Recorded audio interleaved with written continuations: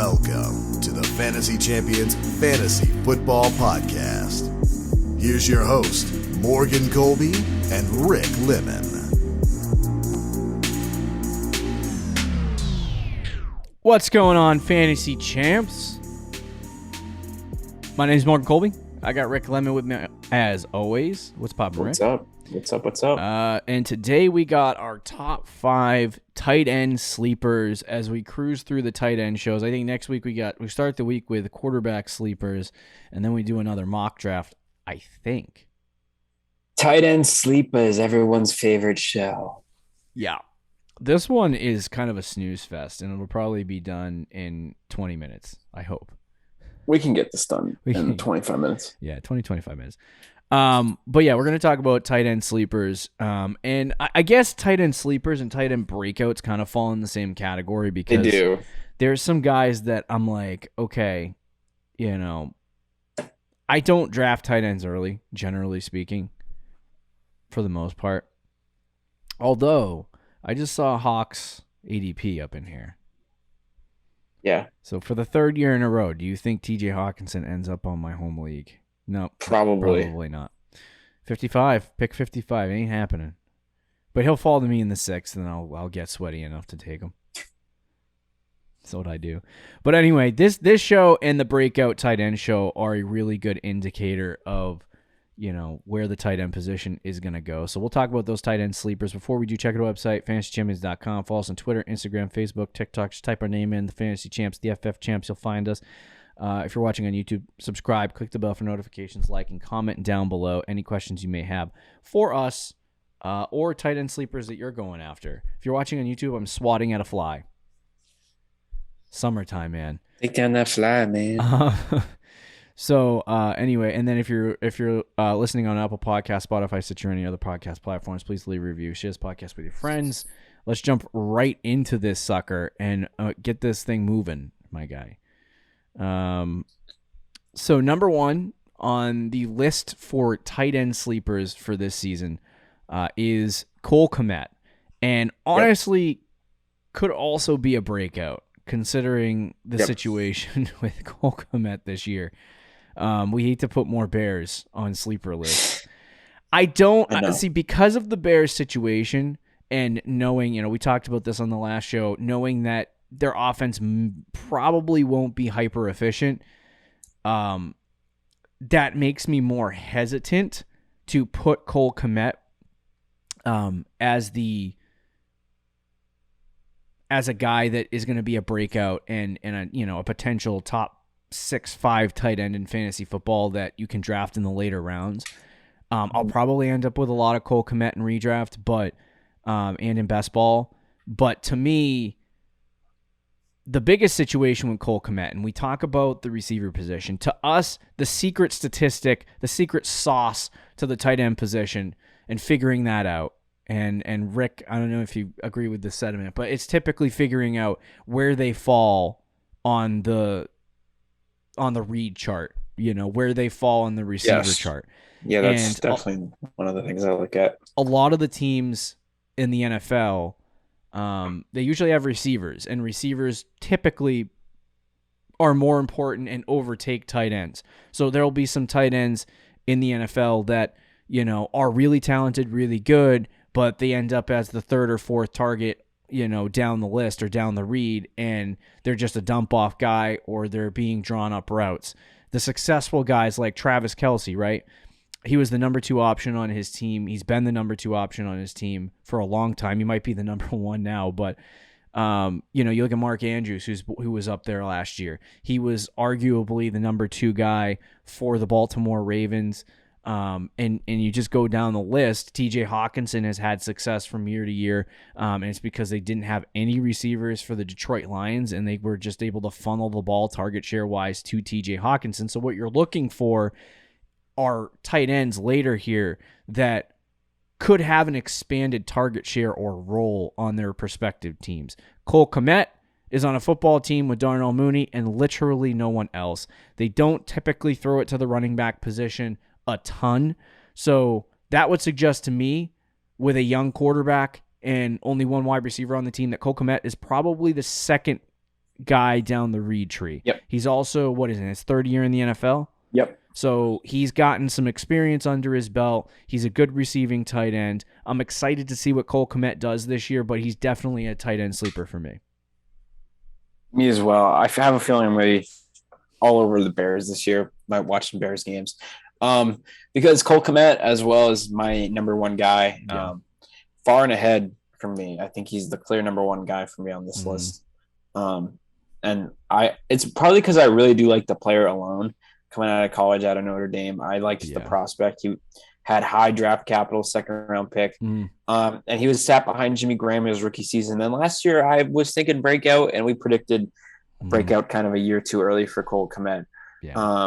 But he still was actually pretty good if you look at his numbers. He had 93 targets, 60 catches for 612 yards. For a year two tight end, that's really not bad. His problem was he had 0 touchdowns. If you just add 5 touchdowns to his season last year, he's the tight end 13 in fantasy. And now this year, and that's with Jimmy Graham and Allen Robinson on the roster and Andy Dalton on the team for half the season. So now you get a year of Justin Fields. You get Jimmy Graham and Al Robinson out of your way. He's the clear number 2 receiving option. I think it aligns perfectly for Cole Komet. And I'm trying to draft him in pretty much every league I'm in. And he actually has flown up boards. He was picked like 130, 140. Now he's 123. So he is climbing up. I wouldn't be surprised if we come to August around our draft and he's in that like 100 ADP kind of like keeps moving up. 9th or 10th round pick. I still do like him. I think he's going to be a top 10 tight end this year. And every year there's that guy that nobody expects, but kind of flies under the radar. I think this year it's Cole Komet.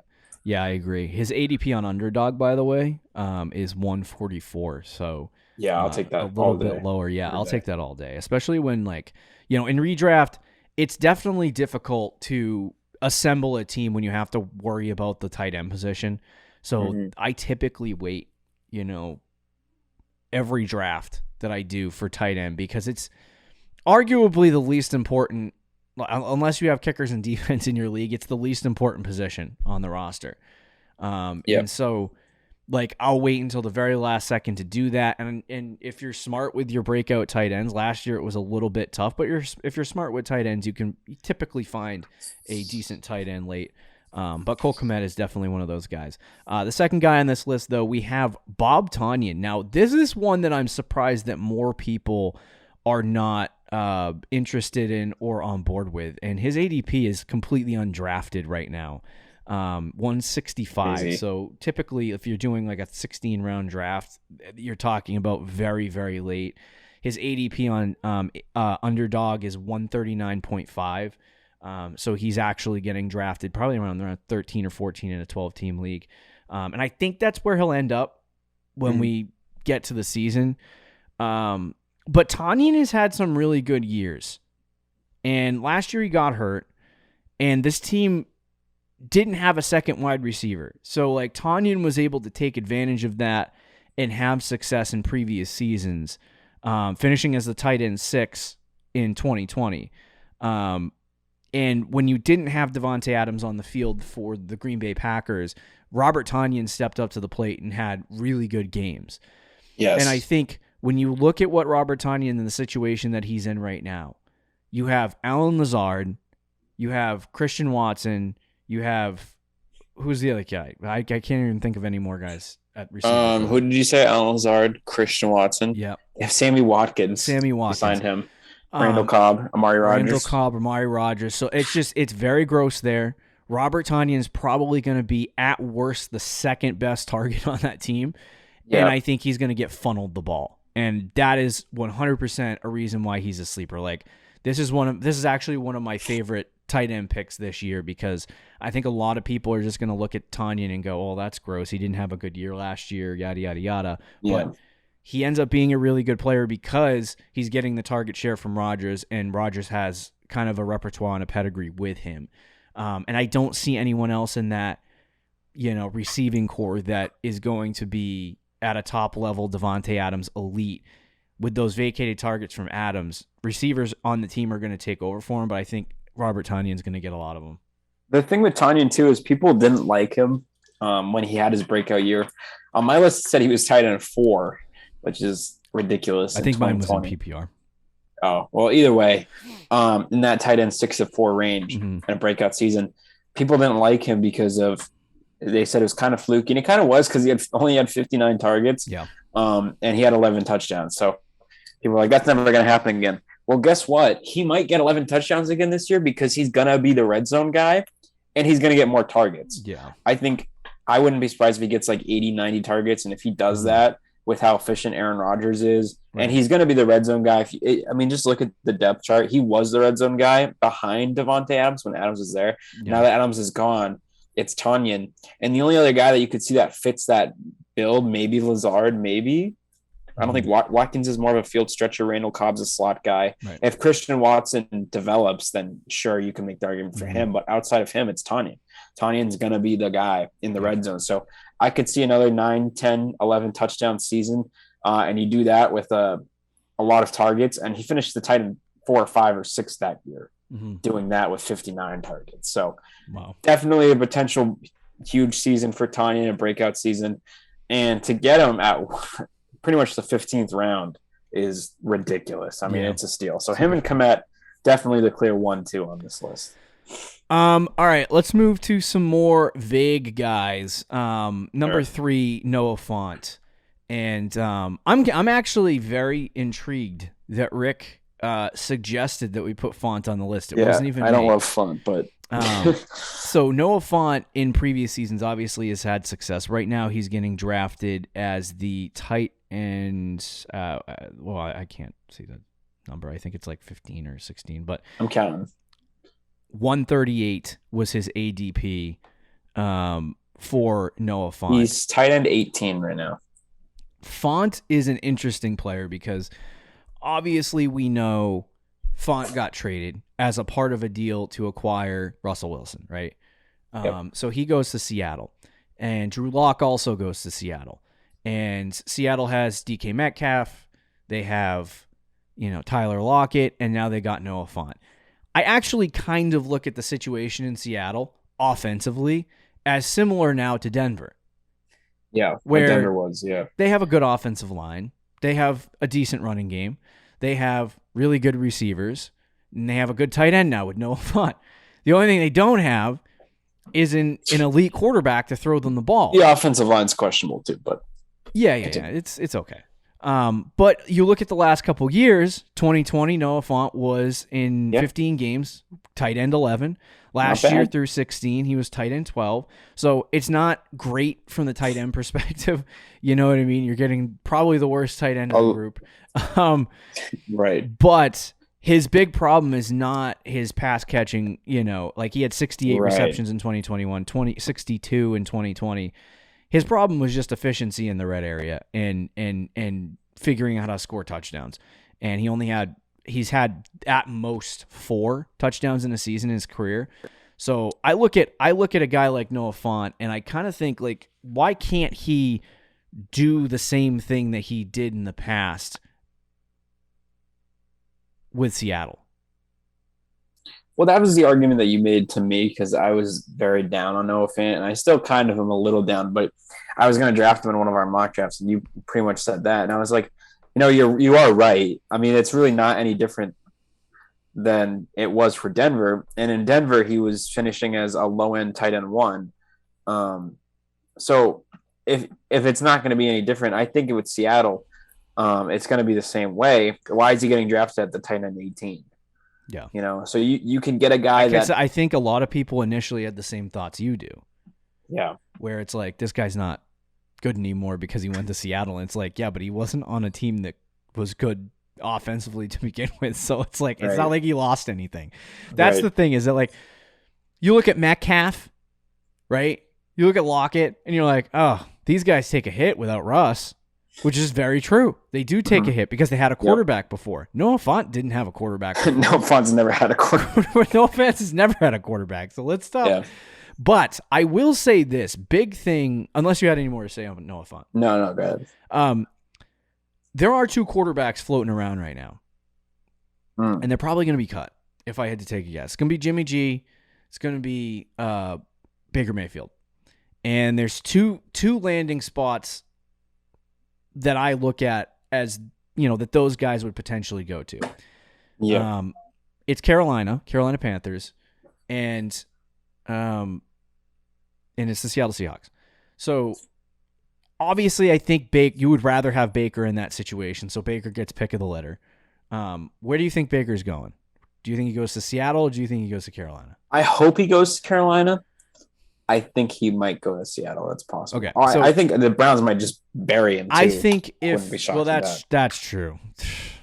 The crapbag organization. Not only did they screw him, but they keep him on the roster. They really, yeah. So anyway, but assuming that both of those guys do get cut, I think Seattle ends up with one of them, whether it's Jimmy Garoppolo or Baker Mayfield. If that does happen, that means good things. Like if Jimmy G goes to Seattle, I mean, he loves to throw it to the tight end. True. So it's like that's very good for the likes of Noah Fant. I think there's still some hope there with him getting drafted at basically completely undrafted, where you can take him in the 16th round, 15th round. I would take Noah Fant. And I mean, if he's your number 1 tight end, I would be slightly concerned, but I don't he's going to have the same production and the same target share and the same stuff that he had in Denver. He's just on a different team, and Seattle likes their tight ends. So Noah Fant definitely on that sleeper list. Let's move on to the next guy, who is David Njoku. Give us your thoughts on David Njoku, Rick. So David Njoku is an interesting one. He has always kind of been a good player, but he's been kind of overshadowed by the scheme of the Cleveland Browns and their dual tight end systems. And they brought in Austin Hooper the year he was supposed to break out. And he was very mad with the team. He wanted to request a trade, all these things. He's never really had the opportunity, right, to be that guy. But he was a first-round pick in 2017. Yeah. So he has talent. We've seen it in flashes. And this year he's going to really get that chance. Austin Hooper is gone. Odell, Jarvis Landry, gone. The Browns are in the top 6, I believe, in vacated targets, sitting at 233. Yeah. Obviously, Amari Cooper is going to get a big chunk of that. But outside of Amari Cooper, you look at that team's depth chart. Kareem Hunt will obviously, I think, get a good chunk of the offense in the passing game. Amari Cooper. But then after that, it is wide open. It's Donovan Peoples-Jones, probably the second receiver. David Bell, a rookie, and then Anthony Schwartz, who's pretty much just a special teamer and a streak guy on offense. So that leaves Njoku and Harrison Bryant, and Njoku of the two is the better receiving tight end, and he's going to get the most opportunity. So if Deshaun Watson is out on the field, Njoku is going to be a very, very great value. His is going to depend a lot on what Watson's situation is, though. If Watson's suspended like the first 12 games of the season or something like that, then Njoku's kind of, I don't know what you want to do with that situation. But if he's suspended for like 4 or 5 games, then I think you could draft Njoku with some confidence, especially considering he's going undrafted, like Tanyan. He's right in the same range as Tanyan. So you could even pick him up off the waiver wire. I think he's getting slept on. He should be drafted with the opportunity that he has in front of him to really be the wide receiver, or not the wide receiver, but the second or third receiving option behind Amari Cooper and maybe Kareem Hunt. So with Deshaun Watson being the quarterback, who when he's playing and is healthy, is a top 10 quarterback in the NFL. So I think there's been a lot of upside for David Njoku. He just has kind of been in the hell and honestly been injured 6 million times, but he's been in the hell that is Cleveland. So obviously he's still there, but with Deshaun Watson, obviously I just thought of Deshaun Watson in a Browns uniform for a second. Gross, dude. That is so weird. It is weird. It's so strange. But anyway, he was coming out, he was 85th percentile 40-yard dash, 81st percentile speed score, 97th percentile burst score, 81st percentile agility score, 94th percentile catch radius. His best comparable player is Travis Kelsey. So he has a ceiling and some upside. He was a first-round pick too. He just needed a quarterback that was efficient enough to throw him the football, or not even just efficient. But I mean the Browns are trying so hard offensively to do 9 million things, and I think David Njoku, I agree with Rick, is definitely going to be that second guy on the receiving chart. They also just gave him the 5th highest contract in the league for tight ends. 4 years, $57 million. To me, there's no way he doesn't get targeted. Right. This could be, if Watson plays, this could be Watson's Travis Kelsey.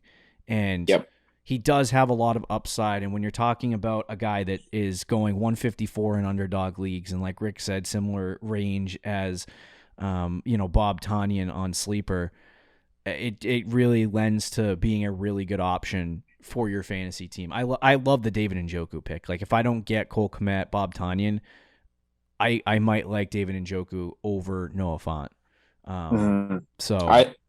That's fair. Any more thoughts on Njoku? No, that's about it. All right, so let's move to the last guy and wrap this show up in 25 minutes. Is Zach Ertz. And I don't like picking old men. Sounds kind of messed up, man. Yeah, it is what it is. But Zach Ertz is currently 31 years old. He was a number 1 wide receiver on the Philadelphia Eagles. Tight end. What'd you say? Tight end. Number 1 tight end. Sorry, did I say wide receiver? Yeah. Oh, God. He was tight end 5 last year in PPR. He was. Actually, that's not right. Or maybe he wasn't. Oh, yeah, tight end. He was tight end 10 in points per game, but tight end 5 in PPR overall. Got traded halfway through the season from the Philadelphia Eagles to the Arizona Cardinals. Right now his ADP and underdog is 109. I think on Sleeper it is lower than that. If I had to take a guess. I think it's higher, actually. It's 94. That's 94. So, but we're talking about a guy that's going off as the 12th to 15th best tight end in fantasy football, and that's a really great target. Like, I love this pick as Zach Ertz. There's a ton of variables that go along with this, but last year he had 112 targets, 74 receptions. He only had 5 receiving touchdowns, 763 yards, and that's what he finished with, a tight end 5 finish. I think that there's still some, gas left in the tank for Zach Ertz. Tight ends last a little bit longer in the NFL than, not as long as receivers, but they can go till 33, 34 years old. I mean, how old is Kelsey? Is he 32? Kelsey's like 33. Yeah. So, but they can last for quite a while. You know what I mean? Longer than most players do. Running backs, literally, they're done by 30. So that's that. Yep. But anyway, I think there's a lot of upside for Zach Ertz, especially in the Arizona Cardinals offense. They're not going to have Hawkins for the first 6 weeks of the season. And because of that, it creates kind of a hole. This is the one exception to the rule that you do have here that we talk about having, options on the receiving chart. Because if Hopkins is there, you got Hopkins, you have Hollywood Brown, you have who's the third receiver there? I forgot. Rondale Moore, maybe. Rondale Moore, yeah. Rondale Moore. They like their running back, so it's like he's probably, if at best, the third option on the team, and most likely the fourth. So it does kind of put you in a hard situation with Zach Ertz, where you're like, he doesn't have that same value in target share. But I think on a team that doesn't have D-Hop for 6 weeks and other things, you can draft him, have a couple of weeks of success, and then, once people are hyped up on Zach Ertz, you might be able to deal him. Not to mention, I think AJ Green re-signed with the Cardinals, which is disgusting. When are they doing? I don't know. They just sign every receiver they see. Is it, you play wide receiver? But what I will say with Zach Ertz is, I'll give you a contract. Last year with AJ Green on the team and with Christian Kirk on the team and Rondale Moore, he was the number 1 receiving option when Hopkins went down. And after getting traded to the Cardinals, he was the tight end 4 from week 7 to 17. And Hopkins is going to miss the first 6 games of the season, so he's going to start off hot. Like, I could see Zach Ertz being a top 4 or 5 tight end first 6 weeks of the season. Then when D-Hop comes back, he'll settle down a bit. But he's still going to finish, I think, as a top 10 tight end. I honestly think he's probably going to be top, 7 maybe with that offense. The only thing is that concerns me is just the weapons on that team and how many they have. But you're right. You could also just trade him after the first few weeks and, take advantage of that situation. But where his value is, right, it's pretty good. I think considering all the tight ends around him, Zacharette has the best value. Yeah, I agree. All right, there's tight ends. We actually got this done in 25 minutes. How about that? Yeah, what a shot. How about that? So there you go. Tight end sleepers: Cole Comet, Bob Tanyan, Noah Fant, David Njoku, Zach Ertz. Next week, I'm going to see if I can pull up this information and have it in front of me.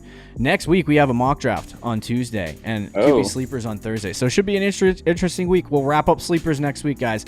Talk to you later. Later. Thank you for listening to the Fantasy Champions Podcast. Make sure you subscribe on iTunes and YouTube and follow us on Twitter @TheFFChamps.